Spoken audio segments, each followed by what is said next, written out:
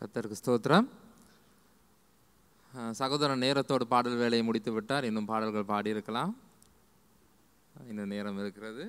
அதுக்காக கூட்டம் நேரத்தோடு முடிந்து விடுமா என்று எனக்கு தெரியாது.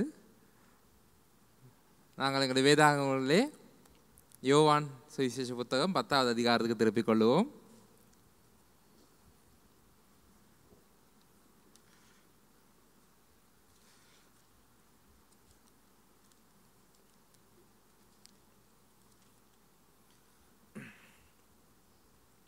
பத்தாவது வசனம், யோவான் சுவிசேஷ புத்தகத்திலே 10வது அதிகாரம் 10வது வசனம். எல்லாருக்கும் நன்கு தெரிந்த வசனம்.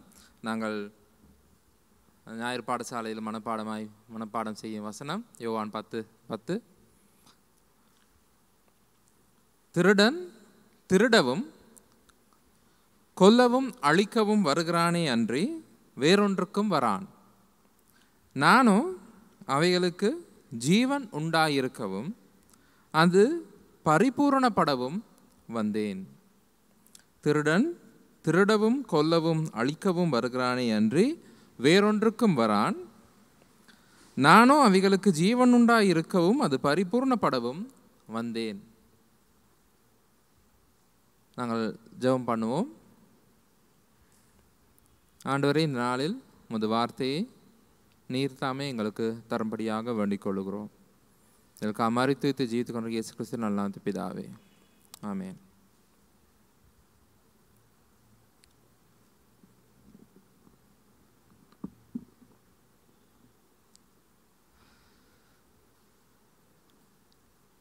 மனுஷனுடைய இருதயத்தின் எண்ணங்கள் அநேகம், ஞானவான் அதில் மொண்டு எடுப்பான். ஞானவான் அதில் மொண்டு எடுப்பான் அப்படி என்று நீதிமொழிகள் 20ஆம் அதிகாரம் 5ஆம் வசனம் சொல்லுகிறது. மனிதனுடைய இருதயத்தின் நினைவுகள் அநேகம், ஞானவான் அதை மொண்டு எடுப்பான். இந்த மாதிரி மனுஷனுடைய மனதிலே பல எண்ணங்கள் ஓடிக்கொண்டு இருக்கும். நாங்கள் செய்திக்காக ஆயத்தப்படும் நேரத்திலும் மனங்களிலே பல எண்ணங்கள் ஓடிக்கொண்டு இருக்கும். அதை சொல்வதா, இதை சொல்வதா, அதை பிரசங்கிப்பதா, இதை பிரசங்கிப்பதா. அதிலிருந்து தேவன் நமக்கு எதை சொல்லுகிறார், நாம் எதை பேசும்படியாக தேவன் சொல்லுகிறார் என்று நாம் மொண்டு எடுப்பது சற்று கடினமான விடயம். அந்த கிணற்றிலே நாம் தண்ணீர் வாளியினால் அள்ளும் பொழுது இலை குலைகள் வராமல் நாம் மொண்டு எடுப்போம் அல்லவா? அந்த மாதிரி எங்களுடைய சிந்தனையை நாம் பல சிந்தனைகள், பல யோசனைகள் எங்கள் மனதிலே வரும், பல எண்ணங்கள் வரும்.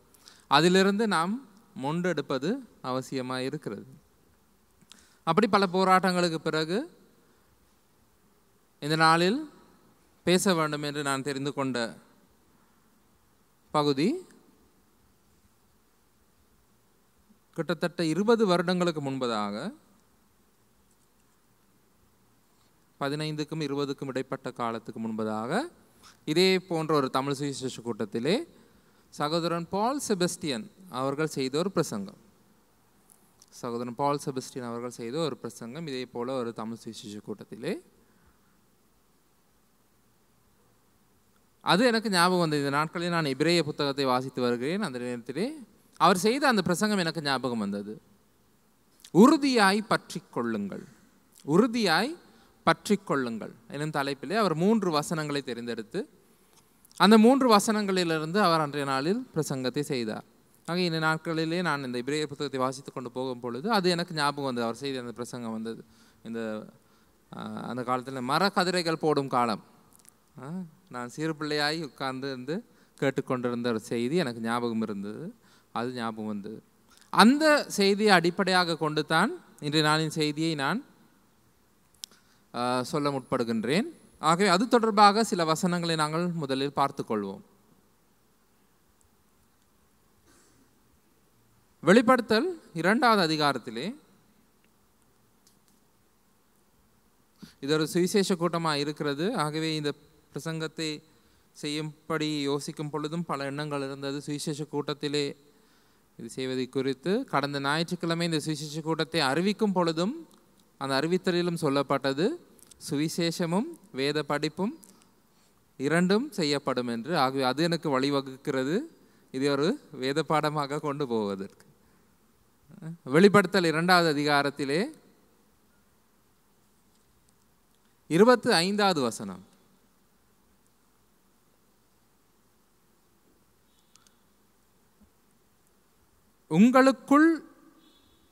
உங்களுக்கு உள்ளதை நான் வருமளவும் பற்றிக்கொள்ளுங்கள். வெளிப்படுத்தல் 2:25. உங்களுக்கு உள்ளதை நான் வருமளவும் பற்றிக்கொள்ளுங்கள். அதே புத்தகத்திலே 3வது அதிகாரம் 11வது வசனம். வெளிப்படுத்தல் 3வது அதிகாரம் 11வது வசனம்.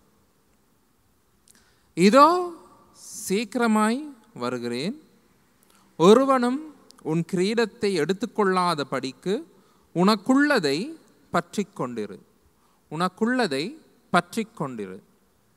இந்த 2 வசனங்களிலும் சொல்லப்படும் பொது கருத்து தான், உனக்கு உள்ளதை பற்றி கொண்டிரு, உன்னிடம் இருப்பதை பற்றி கொண்டிரு.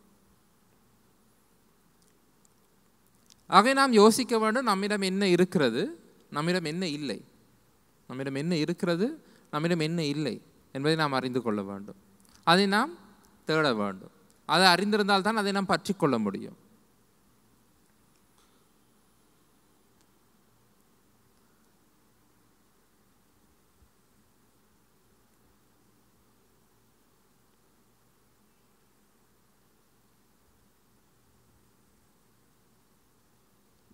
தமிழ் வேதாகமத்திலே இந்த பற்றி கொள்ளுதல் என்பதற்கு சில வசனங்களிலே ஒத்த வசனங்கள் சொல்லப்பட்டிருக்கின்றன. சில இடங்களிலே, சில வசனங்களிலே பிடித்து கொள்ளுங்கள் என்ற சொல் பயன்படுத்தப்பட்டிருக்கிறது. சில வசனங்களிலே கை கொள்ளுங்கள் என்னும் சொல் பயன்படுத்தப்பட்டிருக்கிறது. சில வசனங்களிலே பற்றி கொள்ளுங்கள் என்று சொல்லப்பட்டிருக்கிறது. ஆகவே கற்றுக்கொள்ளுங்கள், கை கொள்ளுங்கள், பற்றி கொள்ளுங்கள், பிடித்து கொள்ளுங்கள் ஆகிய இந்த வார்த்தைகள் தமிழ் மொழியிலே பயன்பட்டு வருகின்றது. ஆங்கிலத்திலே ஹோல்ட் ஃபாஸ்ட் என்று சொல்லப்படுகிறது. ஆகவே நாங்கள் இதை தமிழ் மொழியில் இந்த ஸ்டடியை செய்தால் ஒரு விதமாக ஸ்டடி எடுத்துக்கொள்ளலாம், வேத படிப்பு செய்து கொள்ளலாம். இந்த பற்றி கொள்ளுதல் என்னும் வார்த்தையை மட்டும் நாம் வைத்து தேடிக்கொண்டால் நாம் அதை குறித்து ஒரு வேத படிப்பு செய்து கொள்ளலாம். அல்லது பிடித்து கொள்ளுதலை சேர்த்து கை கொள்ளுதலையும் சேர்த்து நாம் இன்னொரு வேத பாடத்தை தயார்படுத்தி கொண்டால் நாம் அப்படியாக செய்து கொள்ளலாம். இப்படி பார்க்க போனால் கிட்டத்தட்ட 12 வசனங்கள் வருகின்றன. அந்த எல்லா 12 வசனங்களையும் நான் இங்கே கொண்டு வந்து இந்த அரை மணி நேரத்துக்குள்ளே உங்களை வசனங்களை திருப்ப சொல்லி அதை குறித்து ஒவ்வொரு பாடமாய் நான் எடுப்பது நான் நினைத்தேன் அவ்வளவு சாத்தியம் அல்ல என்று. நான் ஒரு பவர் பாயிண்ட்டும் செய்து வைத்திருந்தேன், நான் அதை கொடுக்கவில்லை. அது சற்று நீண்ட வேத படிப்பாக போய்விடுமோ என்று. ஆகவே இங்கே இருப்பவர்கள் நான் பார்க்கும் பொழுது நீங்கள் வேதத்தில் பரிச்சயம் உள்ளவர்கள். தற்காலத்திலே நாம் வேதத்தை கற்பது இலகுவானது. முன்னைய நாட்களில் நாங்கள் வேதத்தை கற்பதற்கு நமக்கு ஒரு வேதாகமம், ஆய்வு வேதாகமம் தேவைப்படுகிறது, அல்லது கொன்கார்டன்ஸ் அல்லது அந்த மாதிரி ஒரு பைபிள் தேவைப்படுகிறது. நாங்கள் ஒரு சொல்லை வைத்து அந்த சொல்லுக்குரிய ஒத்த வாக்கியங்கள் எங்கே இருக்கின்றன என்று நாங்கள் தேடி பார்ப்போம். இந்த நாட்களில் அது மிகவும் இலகுவாக இருக்கிறது. நமக்கு தேடும் இயந்திரங்கள், தேடும் பொறிகள் நம்முடைய கைகளிலே இருக்கின்றன. கண்ட்ரோல் F அடித்து நாம் தேடிக்கொள்ளலாம். ஆகவே நான் அந்த வேலையை உங்களிடம் விட்டு விடுகிறேன். நீங்கள் வீட்டுக்கு சென்று தேடி பாருங்கள். இந்த பற்றி கொள்ளுதல் எனும் சொல், பிடித்து கொள்ளுதல், பற்றி கொள்ளுதல், பிடித்து கொள்ளுதல், கை கொள்ளுதல். தமிழ் வேதாகமத்தில் தேடுவீர்கள் என்றால் அப்படி தேடி பாருங்கள். தேடி ஒரு ஸ்டடியை ஆயத்தப்படுத்தி கொள்ளுங்கள். ஆங்கில வேதாகமத்தை தேடுவீர்களாக இருந்தால் ஹோல்ட் ஃபாஸ்ட் என்று தேடுங்கள். தேடி ஒரு ஸ்டடியை ஆயத்தப்படுத்தி கொள்ளுங்கள். இன்றைய நாளில் நாங்கள் ஒரு 5 வசனங்களை மட்டும் பார்ப்போம். நேரம் இருக்கிறதுபடி ஒரு 5 வசனங்களை நாங்கள் பார்ப்போம். முதலாவது 1 கொரிந்தியர் 7வது அதிகாரத்திலே 1 கொரிந்தியர் 7வது அதிகாரத்திலே 35வது வசனம்.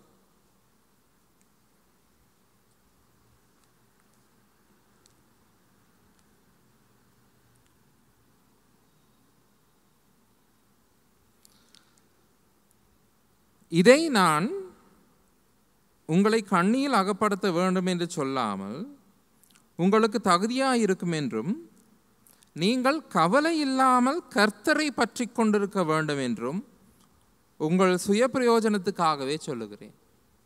ஆக நாங்கள் பற்றி கொள்ள வேண்டிய முதலாவது விடயம்தான் கர்த்தரை பற்றி கொள்ள வேண்டும். கர்த்தரை பற்றி கொள்ள வேண்டும். நான் ஒரு வசனம் சொன்னால் அந்த வசனம் எங்கே இருக்கிறது என்று உங்களால் சொல்ல முடியுமா? உறுதி மனதுடனே உண்மையை நம்பி இருக்கிறவன் உண்மையை நம்பி இருக்கிறதுனால் உறுதி மனதுடனே உண்மையை பற்றி கொண்டவன் உண்மையை நம்பி இருக்கிறதுனால் நீர் அவனை பூரண சமாதானத்துடன் காத்துக்கொள்வீர். கர்த்தரை பற்றி கொள்வதனால் கிடைக்கும் ஆசீர்வாதம். நாங்கள் எங்களுடைய வேத அறிவை புதுப்பித்துக் கொள்ள வேண்டும் அல்லவா? ஏசாயா 26:3.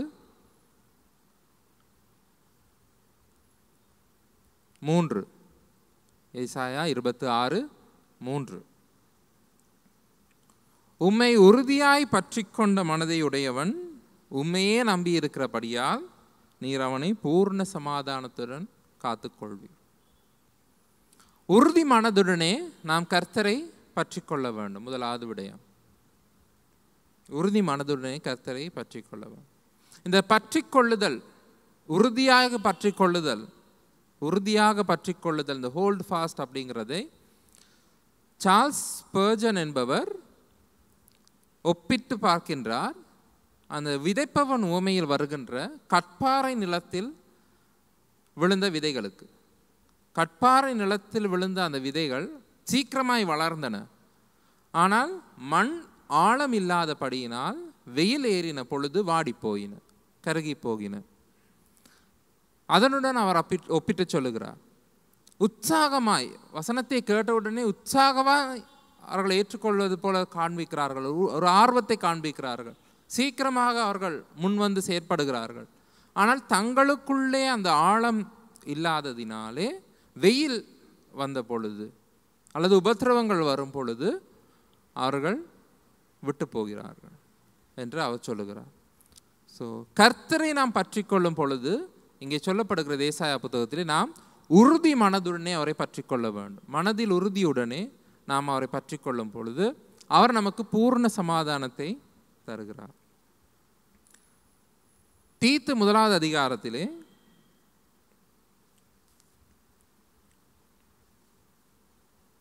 9வது வசனம். தீத்து 1வது அதிகாரம் 9ஆம் வசனம். தீத்து 1வது அதிகாரம் 9ஆம் வசனம்.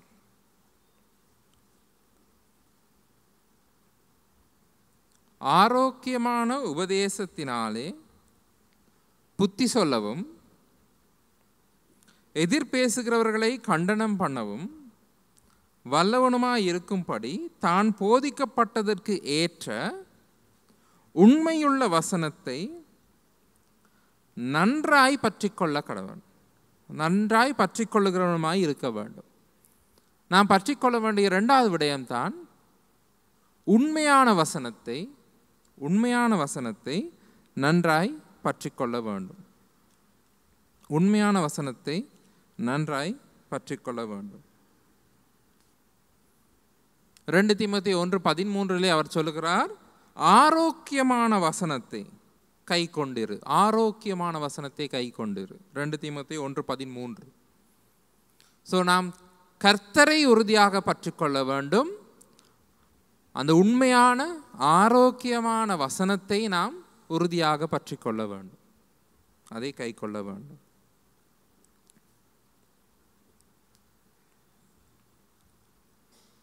எபிரேயர் 3வது அதிகாரம் 6வது வசனம். எபிரேயர் 3வது அதிகாரம் 6வது வசனம்.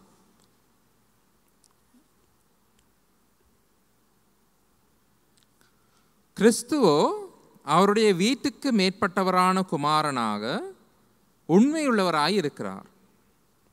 நம்பிக்கையினாலே உண்டாகும் தைரியத்தையும் மேன்மை பாராட்டலையும் முடிவு பரியந்தம் உறுதியாய் பற்றி கொண்டிருப்போமாகில் நாமே அவருடைய வீடாய் இருப்போம். இந்த வசனத்தில் சற்று தெளிவுபடுத்துதல் விளக்கம் கொடுப்பது அவசியமாயிருக்கிறது. இங்கே சொல்லப்பட்டிருக்கிறது, நம்பிக்கையினாலே உண்டாகும் தைரியத்தையும் மேன்மை பாராட்டலையும். தமிழ் மொழிபெயர்ப்பிலே, வேதாகமம் தமிழ் மொழிபெயர்ப்பிலே இந்த நம்பிக்கை எனும் சொல் நம்பிக்கை எனும் அர்த்தத்திலும் பயன்படுகிறது, எதிர்பார்ப்பு எனும் அர்த்தத்திலும் பயன்படுகிறது. ஆங்கிலத்தில் கான்ஃபிடன்ஸ், ஹோப் ஆகிய 2 அர்த்தத்திலும் இந்த நம்பிக்கை எனும் வார்த்தை பயன்படுகிறது. இந்த வசனத்திலே இந்த நம்பிக்கை எனும் சொல் பயன்படுத்தப்பட்டிருப்பது எதிர்பார்ப்பு எனும் அர்த்தத்திலே. எதிர்பார்ப்பு எனும் அர்த்தத்திலே. ஸோ நம்பிக்கையிலே உண்டாகும் என்பதை நாம் எதிர்பார்ப்பிலே உண்டாகும் என்று சொல்லலாம். நமக்கு ஒரு எதிர்பார்ப்பு இருக்கிறது, அந்த எதிர்பார்ப்பை நாம் பற்றி கொண்டிருக்க வேண்டும். அந்த எதிர்பார்ப்பை பற்றி கொண்டிருப்பதினால் தைரியமும் மேன்மை பாராட்டலும் அல்ல என்று சொன்னால், அந்த எதிர்பார்ப்பினால் நமக்கு நம்பிக்கையும் சந்தோஷம், நம்பிக்கையும் சந்தோஷம். மூல மொழியிலும் ஆங்கிலத்திலும் அதன் அர்த்தம் அப்படியாகத்தான் வருகிறது. எதிர்பார்ப்பினால் உண்டாகும் நம்பிக்கையும் சந்தோஷமும், அதை நாம் உறுதியாய் பற்றி கொண்டிருக்க வேண்டும். நமக்கு இருக்கும் எதிர்பார்ப்பு என்ன? நமக்கு இருக்கும் எதிர்பார்ப்பு என்ன சொல்லுங்கள் பார்ப்போம். நமக்கு என்ன எதிர்பார்ப்பு இருக்குது? ஆண்டவராகிய இயேசு கிறிஸ்துவின் வருகை நம்முடைய எதிர்பார்ப்பு. அந்த வருகையிலே நான் அவரோடு எடுத்துக்கொள்ளப்படுவேன் என்பது என்னுடைய எதிர்பார்ப்பு. நான் இறந்தால் அவர் இருக்கும் இடத்துக்கு போவேன் என்பது என்னுடைய எதிர்பார்ப்பு. நான் இறந்தாலும் அவர் வருகையில் நான் உயிர்த்தெழுவேன் என்பது என்னுடைய எதிர்பார்ப்பு. நான் சதா காலமும் அவரோடு இருப்பேன் என்பது என்னுடைய எதிர்பார்ப்பு. அந்த எதிர்பார்ப்பிலே உண்டாகும், அந்த எதிர்பார்ப்பினால் நமக்கு உண்டாகும் நம்பிக்கையிலையும் சந்தோஷத்தையும் முடிவு பரியந்தம் உறுதியாய் பற்றி கொண்டிருக்க வேண்டும். முடிவு பரியந்தம் உறுதியாய் பற்றி கொண்டு, கர்த்தரை நாம் உறுதியாய் பற்றி கொண்டிருக்க வேண்டும். ஆரோக்கியமான உண்மையான வசனத்தை நாம் பற்றி கொண்டிருக்க வேண்டும். 3வதாய் நமக்கு தேவன் கொடுத்திருக்க அந்த எதிர்பார்ப்பை நாம் நம்பிக்கையோடு பற்றி கொண்டிருக்க வேண்டும்.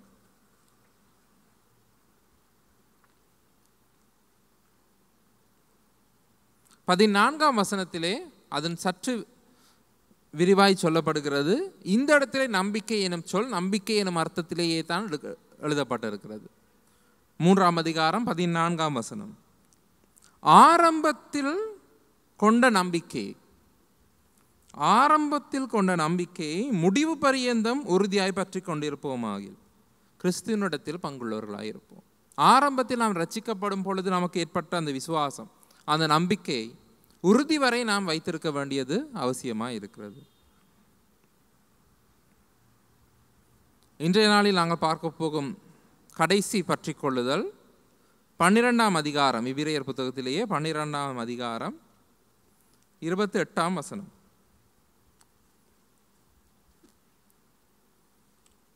எபிரேயர் 12ஆம் அதிகாரம் 28ஆம் வசனம்.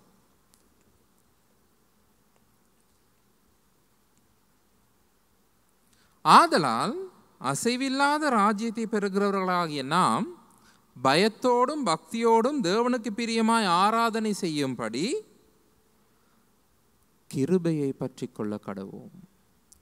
கிருபையை பற்றி கொள்ள கடவோம். ஆகவே நாம் கர்த்தரை உறுதியாக பற்றி கொள்ள வேண்டும்.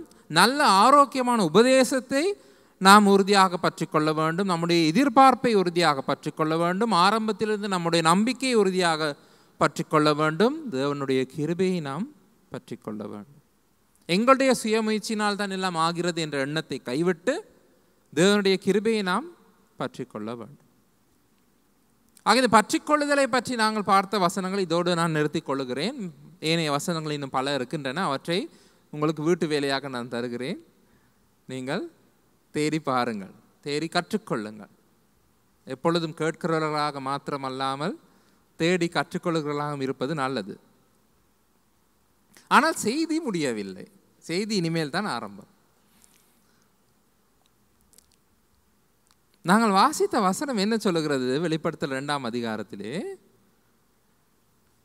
25ஆம் வசனம், உங்களுக்குள்ளதை நான் வருமளவும் பற்றி கொள்ளுங்கள். 3ஆம் அதிகாரம் 11ஆம் வசனம் என்ன சொல்லுகிறது? ஒருவனும் உன் கிரீடத்தை எடுத்துக்கொள்ளாத படிக்கு உனக்குள்ளதை பற்றிக்கொள். ஒருவனும் உன் கிரீடத்தை எடுத்துக்கொள்ளாதபடி உனக்குள்ளதை பற்றிக்கொள். முயலாமை கதை கேள்விப்பட்டிருக்கிறீர்களா? முயல் ஆமையால் தோற்றது. அர்த்தம் என்ன? கதை தெரியுமா? முயல் ஆமையால் தோற்றது. முயல் ஆமையால் தோற்றது. தனித்தனியாக சொன்னால் முயல் ஆமையால் தோற்றது. சேர்த்து சொன்னால் முயலாமையால் தோற்றது.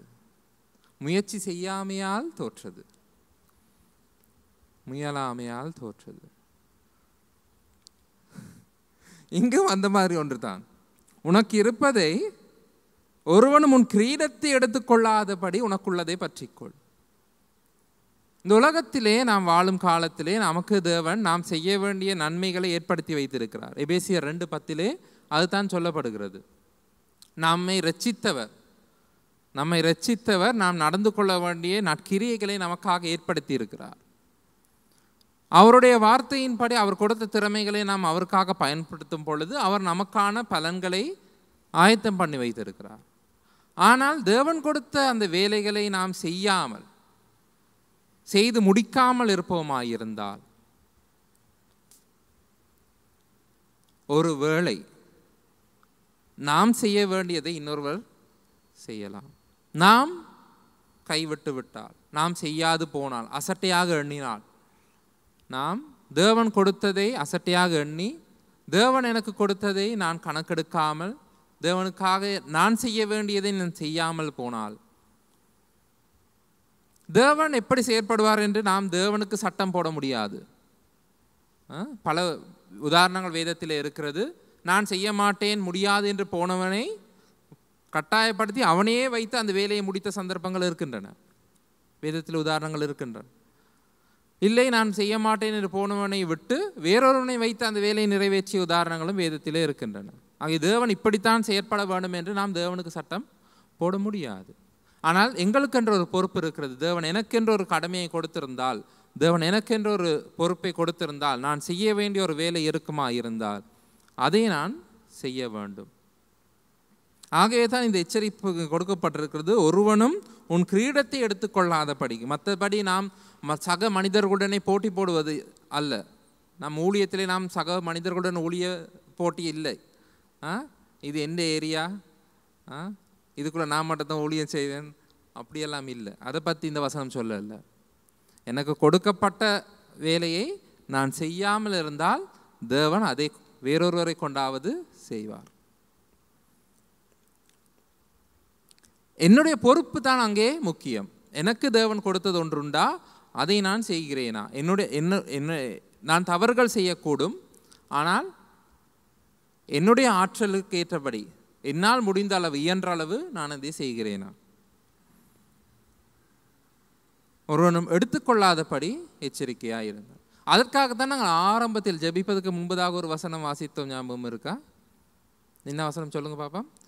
யோவான் 10:10 அதில் என்ன சொல்லுகிறது? திருடன் என்று ஒருவன் இருக்கிறான், அவன் வருகிறான். எதற்கு வருகிறான்? திருடவும் கொல்லவும் அழிக்கவும் வருகிறான். அவன் திருடிக்கொண்டு போகாதபடி உனக்குள்ளதை நீ பற்றி கொள்ள வேண்டும். அந்த திருடன் உனக்குள் இருப்பதை திருடிக்கொண்டு போகாதபடி நீ உனக்குள் இருப்பதை பற்றி கொள்ள வேண்டும். அதுதான் அதன் அர்த்தம். யார் அந்த திருடன்? பிசாசானவன். நம்மிடமிருந்து நாம் கர்த்தரை பற்றி கொள்வதிலிருந்து, நாம் ஆரோக்கியமான உபதேசத்தை பற்றி கொள்வதிலிருந்து, நம்முடைய எதிர்பார்ப்பை நாம் பற்றி கொண்டிருப்பதிலிருந்து, நம்முடைய நம்பிக்கையை நாம் பற்றி கொண்டிருப்பதிலிருந்து, தேவனுடைய கிருபையை நாம் பற்றி கொண்டிருப்பதிலிருந்து நம்மை திருடி கொண்டு போவதற்கு, நம்முடைய நேரத்தை திருடி கொண்டு போவதற்கு, நம்முடைய ஆற்றலை திருடி கொண்டு போவதற்கு, நம்முடைய சிந்தனையை திருடி கொண்டு போவதற்கு, நம்முடைய வயதை திருடி கொண்டு போவதற்கு ஒருவன் இருக்கிறான். பிசாசானவன் இருக்கிறான். அவன் வருவது திருடவும் கொல்லவும் அழிக்கவும். ஆனால் இயேசு கிறிஸ்து எதற்காக வந்தார்? நானோ அவர்களுக்கு ஜீவன் உண்டாயிருக்க வந்தேன், அது மட்டுமல்ல அது பரிபூரணப்படவும் வந்தேன். ஜீவன் உண்டாயிருக்க மட்டுமல்ல, பரிபூரணப்படவும். இயேசு கிறிஸ்து இந்த உலகத்துக்கு வந்தார், எங்களுடைய பாவங்களை சுமந்து சிலுவையிலே மரித்தார், அடக்கம் பண்ணப்பட்டார், 3ஆம் நாளில் உயிர்த்தெழுந்தார், பரலோகத்துக்கு சென்றிருக்கிறார், இன்று நமக்காக பரிந்து பேசிக் கொண்டிருக்கிறார். அதனால் எனக்கு ஜீவன் உண்டாயிருக்கிறது, நான் நித்திய ஜீவனை பெற்றிருக்கிறேன், நான் ரட்சிக்கப்பட்டு இருக்கிறேன். நானோ அவைகளுக்கு ஜீவன் உண்டாயிருக்க வந்தேன், நிறைவேறிற்று. அடுத்து ஒரு வரி சொல்லுகிறார், அது பரிபூரணப்படவும் வந்தேன். அது நிறைவேறியதா? அந்த ஜீவனை நாம் பரிபூரணமாய் அனுபவிக்கிறோமா? அந்த பரிபூர்ண ஜீவன் எங்களுக்குள்ளே தெரிகிறதா? எங்களுக்குள்ளே வாழுகிறதா? நாம் அதை பரிபூர்ணமாய் அனுபவிக்கிறோமா? அதுதான் இந்த நாளின் செய்தி. நித்திய ஜீவன் உண்டு, நாம் ரட்சிக்கப்பட்டிருக்கிறோம். செத்தால் பரலோகம், சாகாவிட்டாலும் பரலோகம். ஆனால் அந்த பரிபூர்ண ஜீவனை நாம் இந்த பூமியிலே, ரோமர் புத்தகத்தில் சொல்லுகிறது, அவர்கள் ஜீவனை அடைந்து ஆளுகை செய்வார்கள். ஜீவனை அடைந்து ஆளுகை செய்வார்கள். நாம் எங்களுடைய வாழ்க்கையில் ஆளுகை செய்கிறோமா? தேவன் நம்மை ராஜாக்களும் ஆசாரியர்களுமாய் ஏற்படுத்தி இருக்கிறார், அதை நாம் அனுபவிக்கிறோமா? தேவன் நமக்கு கொடுத்த ஐஸ்வர்யங்கள் என்னென்ன இருக்கின்றன, அவற்றை நாம் அனுபவிக்கிறோமா? என்னென்ன ஐஸ்வர்யங்கள் சொல்லும் பார்ப்போம். இந்த ஸ்டடீஸ் எல்லாம் நாங்கள் ஏற்கனவே நிறைய தடவை செய்திருக்கிறோம். சகலவித ஆவிக்குரிய ஆசீர்வாதங்களை நம்மை ஆசீர்வதித்திருக்கிறார். அந்த ஆவிக்குரிய ஆசீர்வாதங்களை நாங்கள் அனுபவித்திருக்கிறோமா?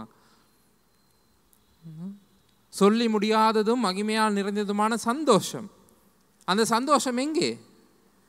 பூரண சமாதானம். இன்று நாங்கள் வாசித்தோம் ஏசாயா 26:3. அந்த பூரண சமாதானம் எங்கே? அறிவு கெட்டாத அந்த அன்பை அறிந்து கொள்ளவும், கிறிஸ்துவனுடைய அந்த அறிவு கெட்டாத அந்த அன்பை நாம் அறிந்து கொண்டோமா? அதனுடைய நீளம், அகலம், ஆழம், உயரம் என்னதென்று அறிந்து கொள்ளும்படியாக எபேசியர் புத்தகத்தில் சொல்லப்பட்டிருக்கிறது. அந்த கிறிஸ்துவனுடைய அறிவு கெட்டாத அந்த அன்பை நாம் அறிந்து கொண்டோமா? இப்படி கிறிஸ்து எங்களுக்காக ஏற்படுத்தியிருக்கிற, தேவன் எங்களுக்காக ஏற்படுத்தி இருக்கிற ஐஸ்வர்யங்கள் எத்தனை, செல்வங்கள் எத்தனை, அதை நாம் அனுபவிக்கிறோமா? நாம் இந்த உலகத்தில் சாதாரண ஒரு மனிதனை போல வாழ்ந்து கொண்டிருக்கிறோம். சாதாரண மனிதனுடைய தேவைகள் தான் எங்களுடைய தேவைகளாகவும் இருக்கிறது. சாதாரண மனிதனுடைய தேடல் தான் நம்முடைய தேடலாகவும் இருக்கிறது. ஆனால் ஆண்டவர் இயேசு கிறிஸ்து இந்த உலகத்துக்கு வந்தது, நான் அவர்களுக்கு ஜீவன் உண்டாயிருக்கவும் அந்த ஜீவன் பரிபூரணப்படவும் வந்தேன். ஆகவே இந்த வசனத்தை நாங்கள் இன்றைய நாளில் தலைப்பாக வைத்துக் கொள்ளுவோம். வெளிப்படுத்தல் 2:25, உங்களுக்குள்ளதை நான் வருமளவும் பற்றி கொண்டிருங்கள். உங்களுக்குள்ளதை நான் வருமளவும் பற்றி கொண்டிருங்கள். அன்றைய இயேசு கிறிஸ்து வரும்பொழுது, நாம் அவரை சந்திக்கும் பொழுது வெறும் கையாய் போவோமா? இயேசு கிறிஸ்துவை நாம் சந்திக்க போகும் பொழுது வெறும் கையாய் சென்று நாம் அவரை வரவேற்போமா? எப்படி இருக்கும்? உங்களுக்குள்ளதை நான் வருமளவும் பற்றி கொண்டிருங்கள். ஆகவே நாம் கிறிஸ்து நம்மை எதற்காக அழைத்தாரோ அதை நாம் பற்றி கொண்டிருக்க வேண்டும். அதைத்தான் பவுல் அவர்கள் சொன்னார், நான் எதனால் இயேசு கிறிஸ்துவினால் எதற்காக பிடிக்கப்பட்டிருக்கிறேனோ அதை நான் பிடித்து கொள்ளும்படி பின்தொடர்கிறேன். பவுல் அவர்கள் சொன்னது அதுதான் நாம் சொல்ல வேண்டும். கிறிஸ்து நம்மை தெரிந்தெடுத்திருக்கிறார். அவர் தன்னுடைய உயிரை கொடுத்து நம்மை மீட்டு கொண்டிருக்கிறார், நம்மை ரட்சித்து இருக்கிறார். உண்மை இன்னும் சொல்ல போனால், உலகத்து தோற்றத்துக்கு முன்பதாகவே நம்மை முன்னறிந்திருக்கிறார், முன் குறித்திருக்கிறார், குறித்த காலத்திலே நம்மை அழைத்திருக்கிறார், நம்மை நீதிமான்களாக இருக்கிறார், நம்மை மகிமைப்படுத்தி இருக்கிறார். எங்க இருக்கு தெரியுமா அந்த வசனம்? ரோமர் 8ஆம் அதிகாரம் 29வது 30வது வசனங்கள். அந்த 5 விஷயமும் இருக்கு. முன்னறிந்தார், முன்குறித்தார், அழைத்தார், நீதிமானாக்கினார், மகிமைப்படுத்தினார். ஆகவே தேவன் எங்களுக்காக வைத்திருக்கிற திட்டங்கள் பெரியவை. தேவன் சும்மா சரி நான் பாவத்தை மன்னிச்சிட்டேன் போ, இனிமே தப்பு செய்யாத, இனிமே நீ இஷ்டப்படி வாழுன்னு விடல. சும்மா எங்களை நரகத்திலிருந்து காப்பாற்றுறது மட்டுமல்ல தேவனுடைய திட்டம். அதையும் தாண்டி தேவன் ஒரு பெரிய திட்டத்தை, ஒரு தெய்வீக திட்டத்தை நமக்காக வைத்திருக்கிறார். ஆகவே தேவன் நமக்கு கொடுத்திருக்கிறவற்றை முதலாவது நாம் அறிந்து கொள்ள வேண்டும். நமக்கு தேவன் என்னத்தை கொடுத்திருக்கிறார், அவற்றை நாம் பற்றி பிடித்து கொள்ள வேண்டும். இந்த வெளிப்படுத்தல் 2வது 3வது அதிகாரங்களிலே 7 சபைகளுக்கு தேவன் என்னடா செய்தி முடிகிற மாதிரி வருது திரும்ப தொடங்குது, செய்தி முடிகிற மாதிரி வருது திரும்ப தொடங்குது. வெளிப்படுத்தல் 2வது 3வது அதிகாரங்களிலே தேவன் 7 சபைகளுக்கு 7 கடிதங்களை கொடுக்கின்றார். இதை நாங்கள் 4 விதமாக கற்றுக்கொள்ளலாம். ஆனால் அதில் ஒரு விதம், இந்த சபை யுகத்தை நாங்கள் எடுத்துக்கொண்டால், பெந்தெகோஸ்தே நாளிலே சபை ஆரம்பிக்கப்பட்ட நாளிலிருந்து இயேசு கிறிஸ்துவின் வருகை வரையிலான, இயேசு கிறிஸ்துவின் ரகசிய வருகை வரையிலான இந்த காலத்தை எடுத்துக்கொண்டால், அதை நாம் 7 காலகட்டங்களாக பிரித்தால், இந்த 7 சபைகளுக்கு எழுதப்பட்ட ஒவ்வொரு நிருபமும் அந்த ஒவ்வொரு காலகட்டத்துக்கும் உகந்ததாக இருக்கும். அப்படி பார்க்க போனால் நாம் வாழும் இந்த காலகட்டம் இந்த 7வது சபையின் காலகட்டம். நாம் வாழும் இந்த காலகட்டம் இந்த 7வது சபையின் காலகட்டம், லவோதிக்கேயா சபையின் காலகட்டம். பாருங்கள், வெளிப்படுத்தல் 3வது அதிகாரம் 14ஆம் வசனத்திலே இருந்து சொல்லப்படுகிறது. நன்கு நாம் யோசித்து பார்த்தால் இந்த சபைக்கு கொடுக்கப்பட்டிருக்கும் விபரமும் நம்முடைய வாழ்க்கையும் ஒத்து போகிறது.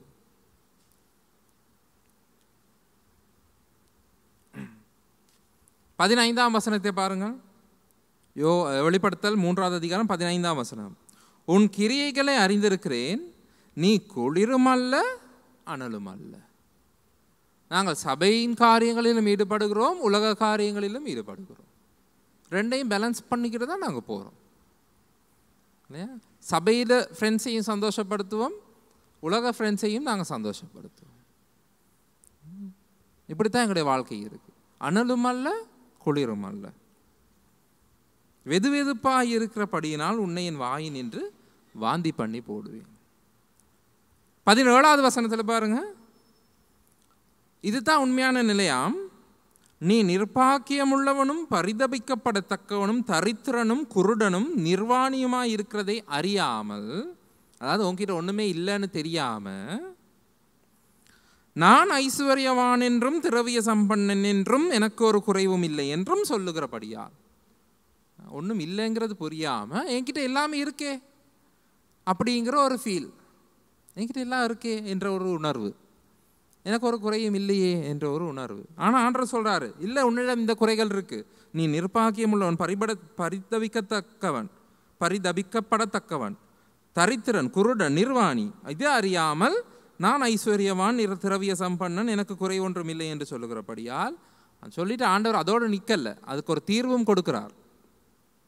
நீ ஐஸ்வர்யவானாகும்படி நெருப்பிலே புடமிட்டப்பட்ட பொன்னையும் நிர்வாணமாக அவலட்சணம் தோன்றாதபடி நீ உடுத்துக்கொள்வதற்கு வெண்வஸ்திரங்களையும் என்னிடத்தில் வாங்கிக் கொள்ளவும், நீ பார்வை அடையும்படி உன் கண்களுக்கு கலிக்கம் போடவும் வேண்டும் என்று உனக்கு ஆலோசனை சொல்லுகிறேன். ஆகவே தேவன் எங்களுடைய உண்மையான நிலையை காண்கிறார். நாங்கள் நினைத்து கொண்டிருந்தாலும் எங்களுடைய வாழ்க்கையில் எல்லாம் சரியாக இருக்குது, நான் ஆண்டருக்கு முன்பாக சரியாக இருக்கிறேன், ஆண்டு கொடுத்த ஊழியத்தை நன்றாகத்தான் செய்து கொண்டு வருகிறேன், என்னில் எந்த குறையும் இல்லை என்று நாங்கள் நினைத்தாலும் அதை சரிப்பிழை பார்ப்பது தேவன். ஆகவே நாம் தேவனிடத்தில் சென்று தேவன் கொடுக்கின்ற ஆலோசனையை நாம் பெற்றுக்கொள்ள வேண்டும். நான் உனக்கு ஆலோசனை சொல்லுகிறேன், நான் நேசிக்கிறவர்கள் எவர்களோ அவர்களை கடிந்து கொண்டு சிட்சிக்கிறேன், ஆகையால் நீ ஜாக்கிரதையாய் இருந்து மனம் திரும்பு. இதோ வாசற்படியில் நின்று தட்டுகிறேன், ஒருவன் என் சத்தத்தை கேட்டு கதவை திறந்தால். இயேசு கிறிஸ்துவின் வருகை வாசற்படி வரையும் வந்திருக்கிறது. அதனால் தான் சொல்லுகிறார், நான் வருமளவும் உனக்குள்ளதை பற்றிக்கொள், நான் வருமளவும் உனக்குள்ளதை பற்றிக்கொள். ஆகவே தேவன் எங்களுக்கு கொடுத்திருக்கிறவற்றை பற்றிக்கொண்டு இந்த பரிபூர்ண ஜீவனை நாம் அனுபவித்து வாழ வேண்டும் என்பது தான் தேவனுடைய சித்தமாக இருக்கிறது. அதை நாம் செய்கிறோமா என்பது தான் இன்றைய நாளின் கேள்வியும் செய்தியும். நாங்கள் ஜெபிப்போம்.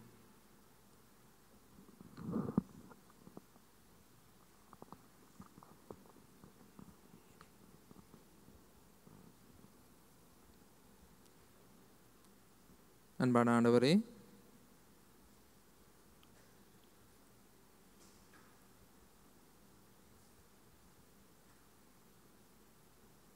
உமது வருகையின் நாளிலே நாங்கள் சகலத்தையும் செய்து முடித்து உமக்கு முன்பாக நிற்க திராணியுள்ளவர்களாக இருக்கும்படியாக.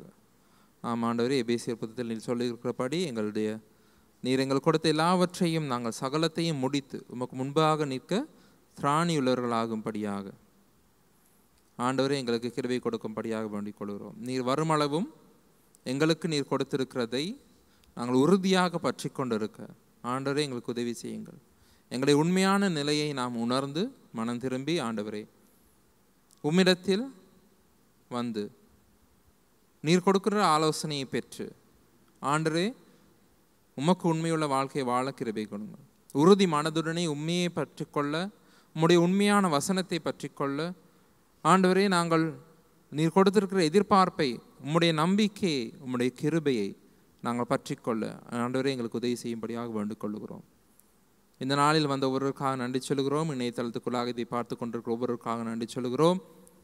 ஆண்டவரே நாங்கள் ஒவ்வொருவரும் இந்த வருகை பரியந்தம் உமக்கு உண்மையுள்ளவர்களாக இருக்க, முடிவு பரியந்தம் நிலை நிற்பவனே ரட்சிக்கப்படுவான் என்று சொல்லப்பட்டிருக்கிறதுபடி ஆண்டவரே நாங்கள் கடைசி வரை உமக்கு உண்மையுள்ளவர்களாய் வாழ ஆண்டவரே இந்த உலகத்தின் மாயையிலிருந்து திருடனுடைய தந்திரங்களிலிருந்து தப்பித்து எங்களுக்குள்ளதை நாங்கள் பற்றி கொண்டு இருக்க ஆண்டவரே எங்களுக்கு உதவி செய்யும்படியாக எங்கள் ஒவ்வொருவரையும் இந்த கருத்துக்களாக ஒப்புக் கொடுத்து ஜீவிக்கிறோம். எங்களுக்காக மரித்து ஜீவித்துக் கொண்டு இயேசு கிறிஸ்துவின் நல்ல நாமத்தில் பிதாவே, ஆமென்.